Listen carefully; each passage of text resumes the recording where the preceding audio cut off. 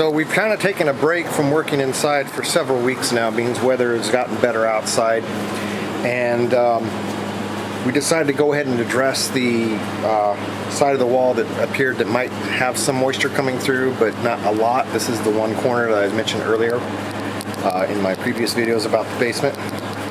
And then we're also trying to get some of the rotten wood taken care of so we can start painting the house. As you can see, it's probably not been painted for 20 years, it feels like. I mean, that looks pretty nasty. And there's some places where the siding's actually rotten, so Chris is replacing that. But, so what we've done is we've taken out all our plants here, and Chris took it all the way down to where he started seeing solid mortar in the bricks. And as long as there was mortar between the blocks, then that's where he stopped digging. But we never got water through here, but over this end, there was a big, huge gaping hole, so we patched that. And so what he's doing right now is he's going through and patching any of the places where the mortar was gone. And we're patching it with the same hydraulic cement that we used on the inside. We're gonna go ahead and use that here too. So we're patching all the cracks between the bricks. And did we decide that was just a shadow there, Chris? Yeah. Okay. Shadow. Okay. So he's getting all that all patched up, and then we're going to take and tar the whole thing. The biggest problem was over here, a lot of there was a lot more missing mortar between the bricks because they did not maintain the soil outside the house. So having never owned an older house, I did not realize how important it is that you need to make sure you maintain the soil around the foundation of your house so that it has at least a 6-inch drop for every 10 feet away from the house, or at least within that 10 feet, so that water is rolling away. So once he gets all this patched and once we get the tar painted on, then we are going to go ahead and push the dirt back, but we are going to make sure, because there was an area over here, this last place where he's working, right there, the soil actually dipped back towards the house, dipped down. So water was actually pooling there, and that's probably the only reason we felt or saw that little bit of possible condensation on the wall in that corner. Whereas this side of the house, over here, it had a nice slope before we dug it up. But we went ahead and dug it up anyway to repair, make sure we want to make sure we got it all. So we want to make sure we fill this with really, really dense soil so that water doesn't just flow through it. We're going to make sure it has a nice steep grade. I'm going to pull the plants out here because it wasn't like grass. These plants don't necessarily help contribute to making the water roll away. We're going to put a heavy, thick piece of plastic and then cover that with either mulch or gravel or something. So basically this will no longer have plants here. It's a side of the house that's just between us and the neighbors. And so that way, if water gets on it, it will be less apt to get into the soil beneath the plastic, less apt to get into the house. And so that's the step we're going to do. One other thing I think we have to address is the fence. As you can see, was very, very level here, not sloped up in any way. But we don't want to this is all going to be under dirt now, and we don't want to just have the fence under dirt or it's going to rot quicker.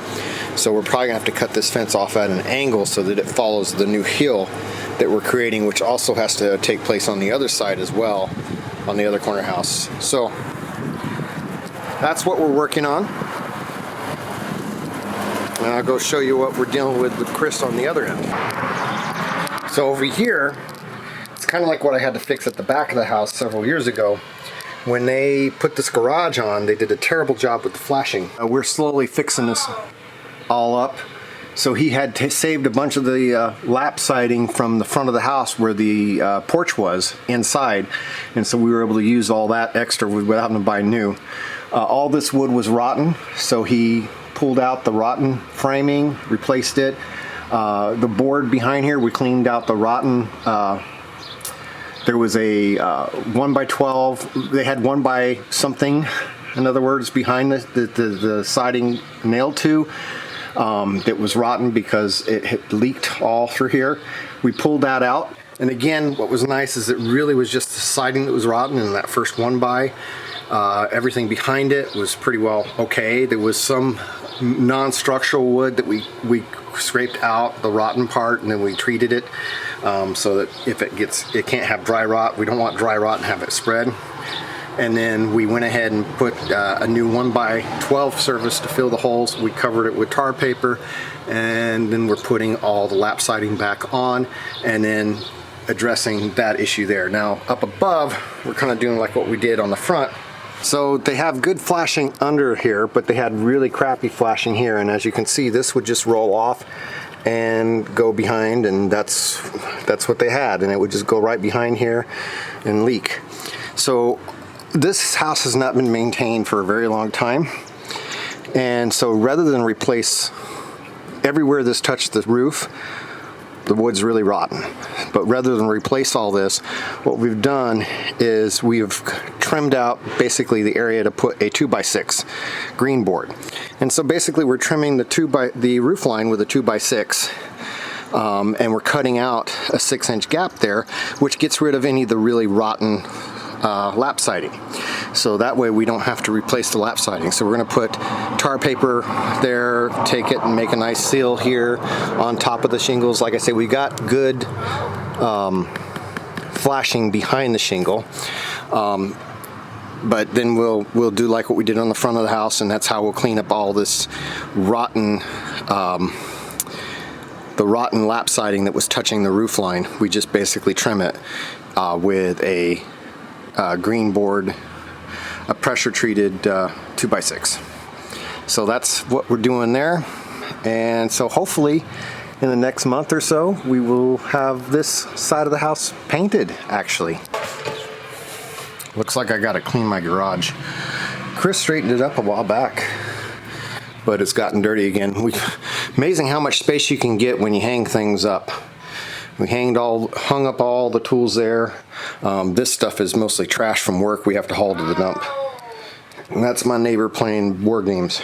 All right, so Chris is getting this all covered in tar. We don't go all the way to the dirt because we don't want to get the brush all dirty. And we're gonna bring the dirt, eventually is gonna be piled up almost all the way to the top where you see that tar line at, and it's gonna be sloping all the way down here away from the house. And then we'll put plastic and gravel so that it will not get water coming into it. So that should be really, really good. We also have these holes to contend with over here. Now, it's gonna go down all the way. They go down all the way, but we filled it with concrete on the other side, at least this area. So I'm gonna put a little bit of concrete at least right here. We have to dig that out and fix that crack. We just caught that one. So we're gonna fix that, but we're gonna put concrete right here, at least up to here, to kind of fill in these holes. That still doesn't do anything for one brick below this. One brick below this brick here is also gonna have holes again, but there's nothing we can do about that.